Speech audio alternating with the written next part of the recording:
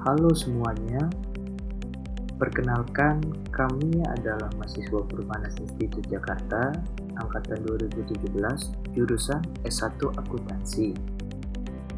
Video ini kami buat untuk melengkapi salah satu tugas mata kuliah analisis laporan keuangan yang diampu oleh Bapak Rizal Mawati. Sebelum dimulai, izin kami memperkenalkan diri dulu. Yang pertama ada saya, Irwan Agustiandi, dengan NIM 1711 000087, dan ini ada teman saya yang bernama Rizky Kurniawan dengan NIM 1711 000082. Sebelum kita mulai, ini video ngejelasin apaan sih Ki? Baik teman-teman semua, di video kali ini kami akan membuat sebuah analisa bisnis dan keuangan PT Japfa Komplit Indonesia, di mana PT Japfa ini merupakan perusahaan makanan agri yang mana kegiatan intinya meliputi pembuatan pakan ternak, peternakan ayam, pengolahan unggas, dan juga budidaya perikanan. PT Japfa didirikan pada tanggal 18 Januari 1971 dan berhasil mencatatkan namanya di Bursa Efek Indonesia pada tahun 1989.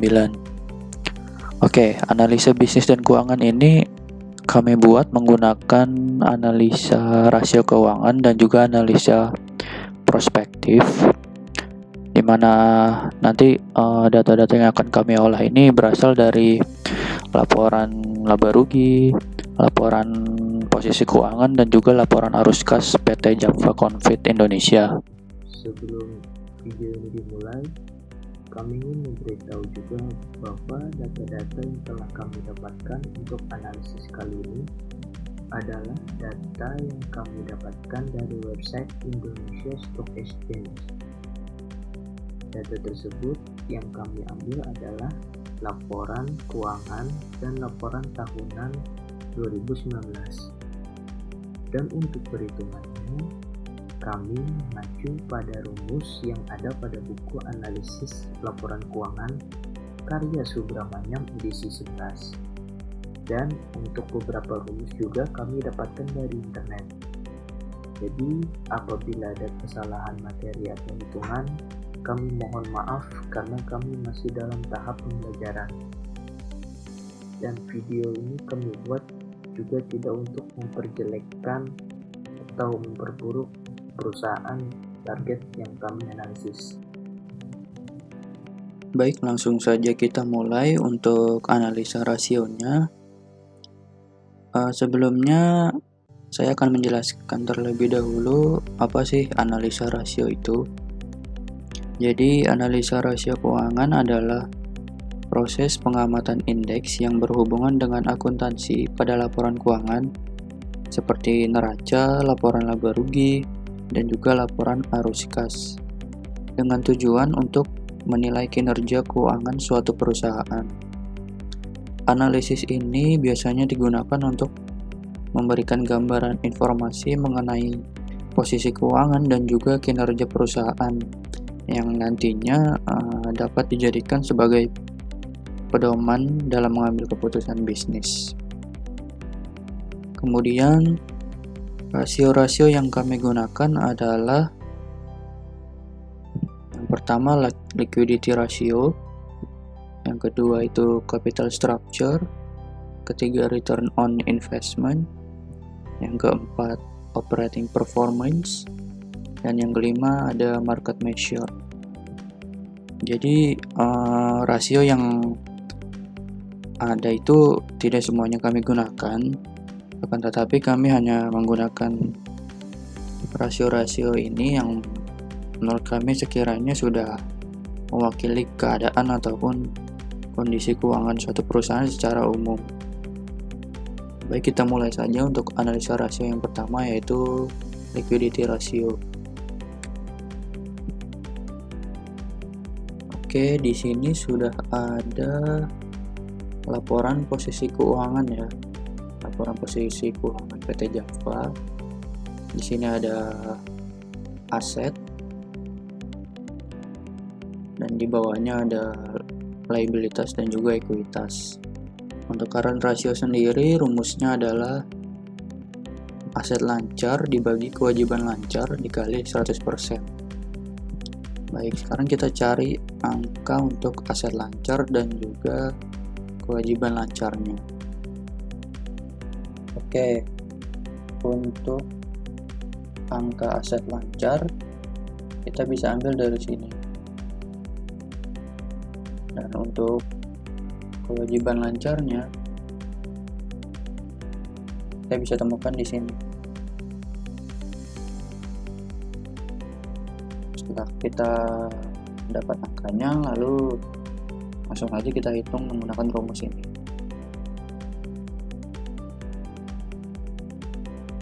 Oke, jika dimasukkan ke dalam rumus, hasilnya akan seperti ini.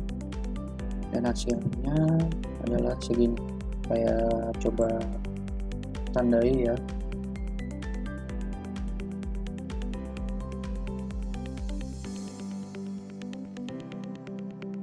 Oke, supaya memudahkan aja saya kasih tanda panah. Ya, jadi seperti ini. Untuk jawabannya 173%. Baik, kita lanjut ke rasio selanjutnya, yaitu debt to equity ratio.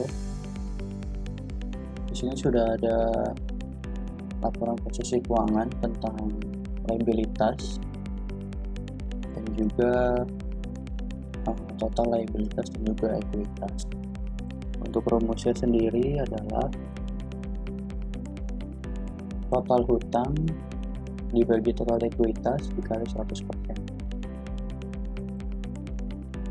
Berikut adalah angkanya. Baik, angka ini bisa kita temukan di sini.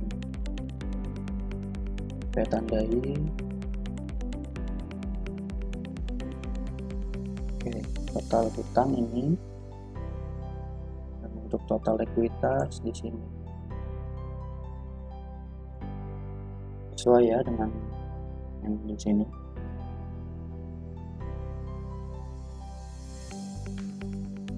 Untuk hasilnya adalah 120%.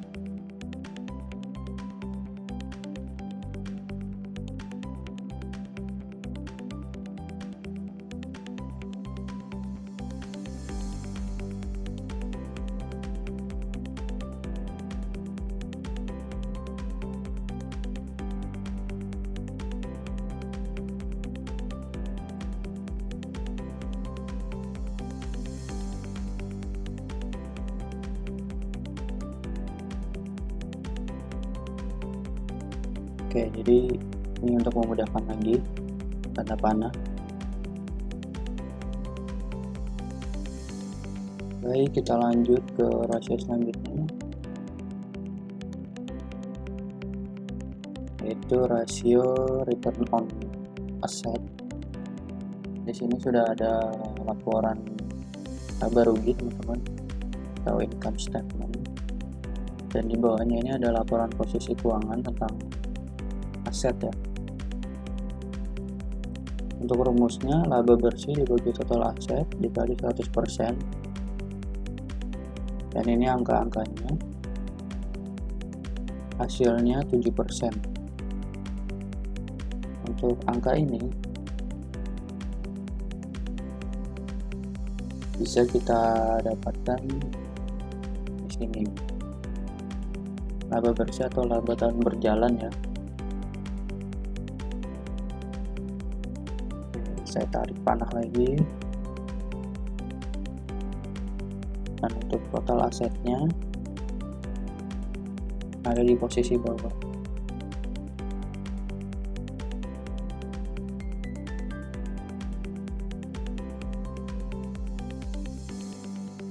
Oke, sesuai ya angkanya. Baik, selanjutnya kita masuk ke return on equity.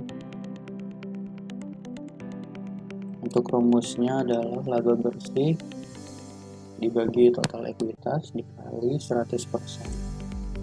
dan ini angkanya, dan hasilnya adalah 16%. Baik, kita cari untuk angka-angka ini. Untuk laba bersih kita ambil dari sini, laba tahun berjalan. Untuk total likuiditas kita dapat dari sini.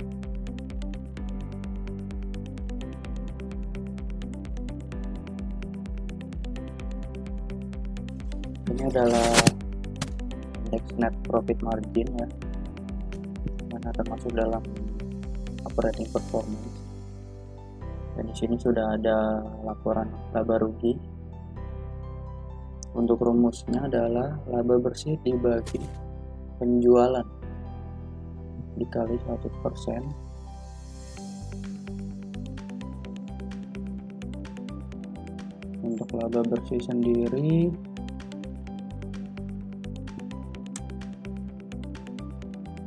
$1,883,857 dan penjualan 36,742 sekian, hasilnya 5%. Dan untuk angka ini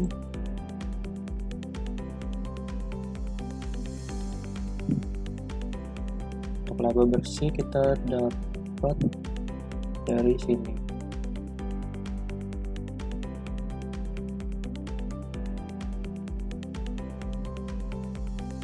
Untuk penjualan ada di sini. Kita tarik garis lagi.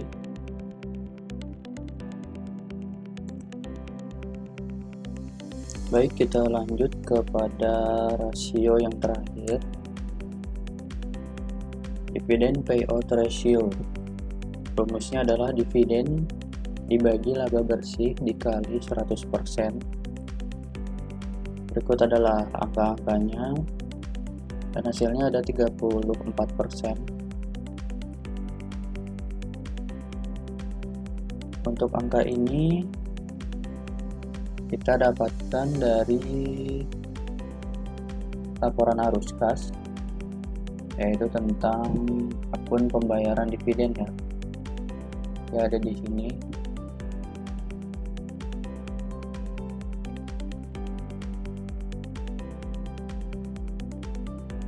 Pembayaran dividen. Dan untuk ini laba bersih,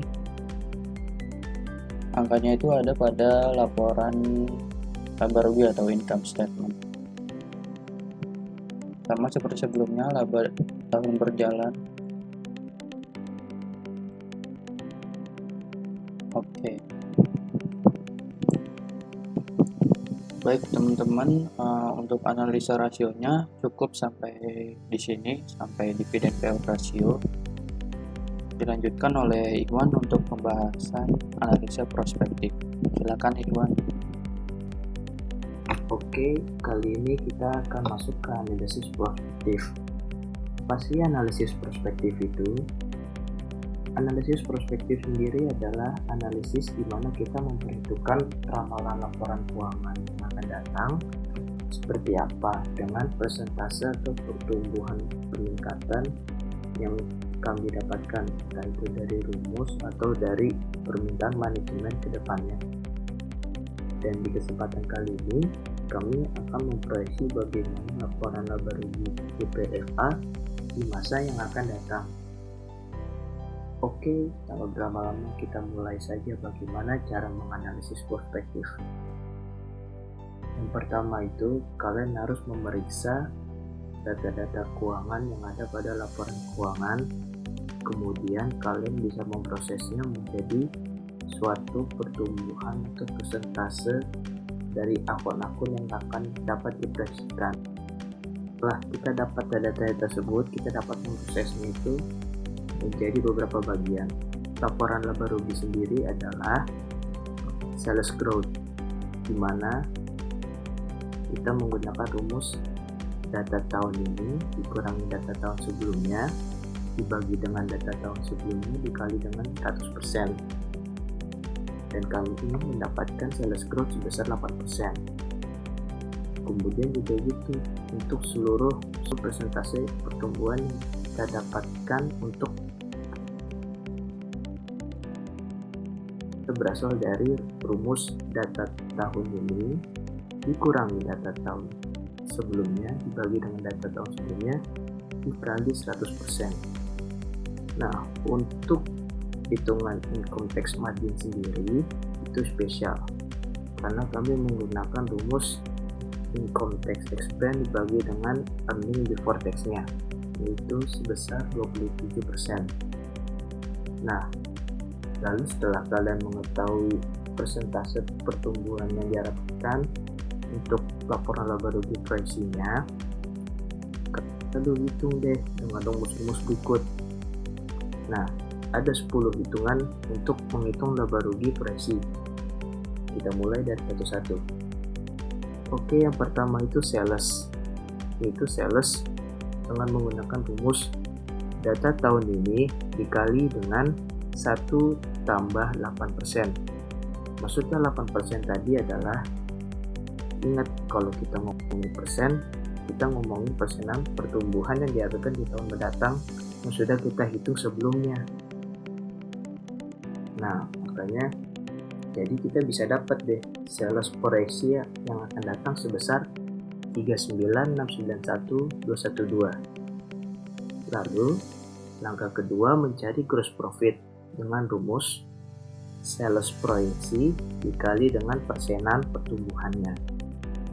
Kita dapat gross profit pada kali ini sebesar 9550. Oke, lalu langkah ketiga kita menghitung COGS.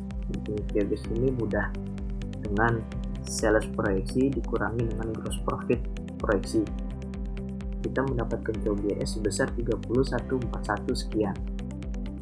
Lalu langkah keempat ada selling general and administrative expense, yaitu rumusnya adalah dengan sales proyeksi dikali dengan persenan pertumbuhannya. Terus pertumbuhannya di sini sebesar 13,19%. Dan untuk SGA expense kali ini kita mendapatkan sebesar 5239. Lalu untuk depreciation expense sendiri kita pakai dari akun saldo aset tetap dikali dengan persenannya sebesar 1591. Lalu untuk interest expense sendiri kita dapat berdasarkan dari total kewajiban jangka panjang dikali dengan persenannya dan menghasilkan sebesar 72.200. Lalu langkah selanjutnya adalah mencari income before tax yang didapatkan dari gross profit dikurang SGA expense dikurang DPR expense dikurang interest expense yang menghasilkan income before tax sebesar 2647115. Lalu ada tax expense yang didapatkan rumusnya itu dari income before tax proyeksi dikali dengan persenan yang kita hitung sebelumnya atau persenan pertumbuhan sebesar 27%. Lalu tax expense itu menghasilkan sebesar 308.774. Lalu langkah selanjutnya extraordinary yang discontinued sebesar 0 rupiah. Dan langkah terakhir adalah mencari net income dengan rumus income before tax proyeksi dikurangi dengan tax expense proyeksi dan dapatlah sebesar 1938 sekian. Oke, maksudnya apa sih kita hitung-hitung tadi? Nah, atau hitung-hitungan ini untuk sebagai perbandingan antara tahun 2019 dengan tahun yang akan datang. Seperti yang bisa lihat pada gambar ini, kita lihat dari bahas satu persatu. Kita lihat dari net sales 2019, dia net salesnya 36 sekian. Nah, di tahun proyeksi dia mengalami kenaikan menjadi 39. Oke, lalu ada COGS yang juga mengalami kenaikan dari 29 ke 30. Lalu ada gross profit yang juga menaik terus memang. Tapi sayangnya untuk expense-nya juga naik dari yang SGA expense dari yang 39 ke 52, lalu depreciation expense dari 88 ke 1591. Lalu ada expense juga untuk interest expense ternyata menurun dari 248 ke 72. Nah, ternyata income before tax-nya mengalami penaikan dari 1942 ke 2647. Begitu pula dengan expand pada income tax yang awalnya dari 5.000 ke 708. Nah, hasil terakhirnya yaitu net income juga mengalami penaikan dari 1883 ke 1938. Baik, setelah tadi kita sudah menghitung analisa rasionya, sekarang kita melakukan interpretasi. Di sini sudah tertera ya semua rasio-rasionya dengan hasil dari tahun 2019 yang sudah kita hitung, dan juga untuk interpretasinya sendiri dalam current rasio, interpretasinya adalah kemampuan perusahaan dalam membayar hutang jangka pendek dengan aktiva lancar mengalami penurunan, akan tetapi persentase masih di atas 100%. Ya betul, margin masih 173%, berarti rasio ini masih terbilang sehat lah, karena aktiva lancar dapat menutupi semua hutang lancar. Untuk debt equity ratio, artinya jumlah perbandingan hutang jangka panjang dengan jumlah modal mengalami penurunan. Artinya jumlah hutang yang digunakan oleh si perusahaan ini untuk modal bisnisnya mengalami penurunan. Selanjutnya ada return on asset. Interpretasinya adalah kemampuan perusahaan dalam menghasilkan laba dengan semua aktiva yang dimilikinya mengalami penurunan juga. Artinya apa? Artinya produktivitas dan efisiensi perusahaan ini menurun. Kita ada return on equity. Interpretasinya adalah kemampuan perusahaan dalam menghasilkan laba bersih menggunakan modalnya dan menghasilkan laba bersih bagi pemilik atau investor mengalami penurunan juga. Selanjutnya ada net profit margin. Interpretasinya adalah persentase hasil sisa penjualan bersih mengalami penurunan. Maksudnya adalah sisa penjualan bersih ini telah dikurangi semua biaya dan pengeluaran seperti bunga dan juga pajak. Dan yang terakhir, dividen payout ratio. Dividen ini mengalami peningkatan ya. Untuk interpretasinya sendiri adalah jumlah total dividen yang dibayarkan kepada pemegang saham mengalami peningkatan. Maksudnya 34% ini merupakan persentase dari pendapatan yang nantinya akan dibayarkan kepada pemegang saham dalam bentuk dividen. Dan dividen payout ratio ini untuk tahun 2019 meningkat dari 26% menjadi 34%.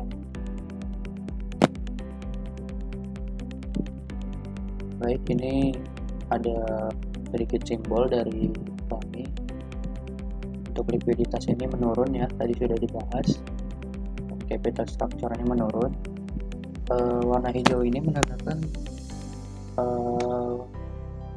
perubahan baik ya, karena debt to equity ratio ini membahas tentang hutang jangka panjang dengan jumlah modalnya.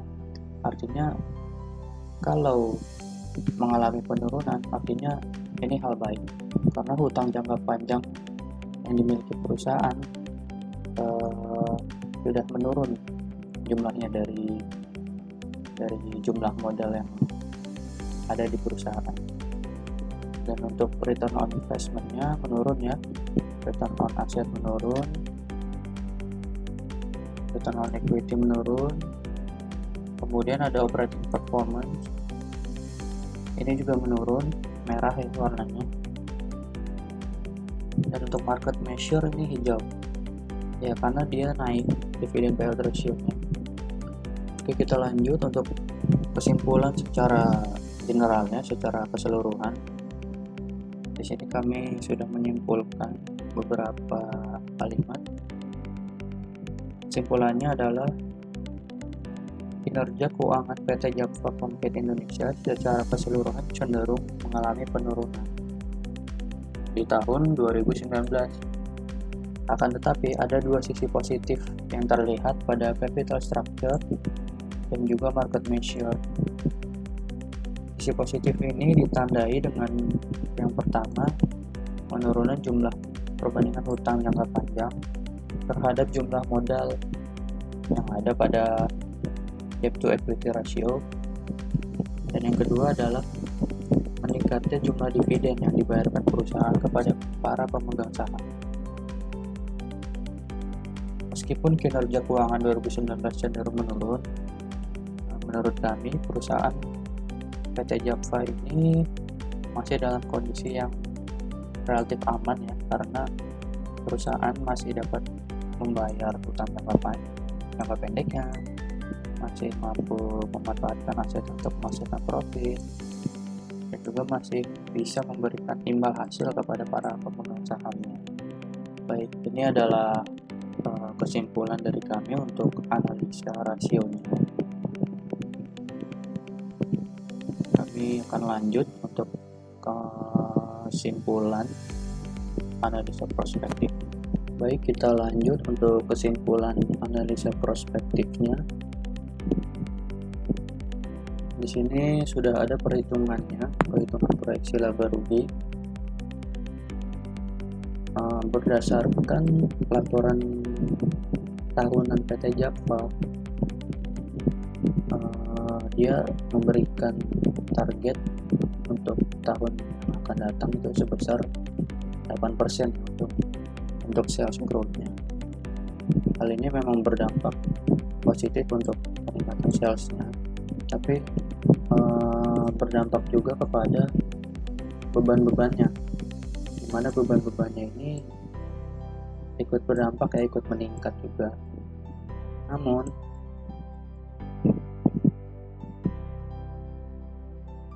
walaupun banyak akun-akun beban ini mengalami peningkatan dan selama pendapatannya tinggi, menurut kami hal ini tidak terlalu berpengaruh ya, karena perusahaan PT Japfa ini masih bisa menghasilkan untung meskipun beban-beban ini menjadi meningkat dalam laporan proyeksi. Baik teman-teman semua, sepertinya itu saja yang dapat kami sampaikan pada video kali ini. Sekali lagi kami mohon maaf apabila ada banyak kesalahan dalam berkata-kata atau dalam penyajian materi. Terima kasih sudah menonton video kami. Semoga video ini bermanfaat, dan saya Rizky dan juga teman saya Iwan undur diri. Terima kasih. Wassalamualaikum warahmatullahi wabarakatuh.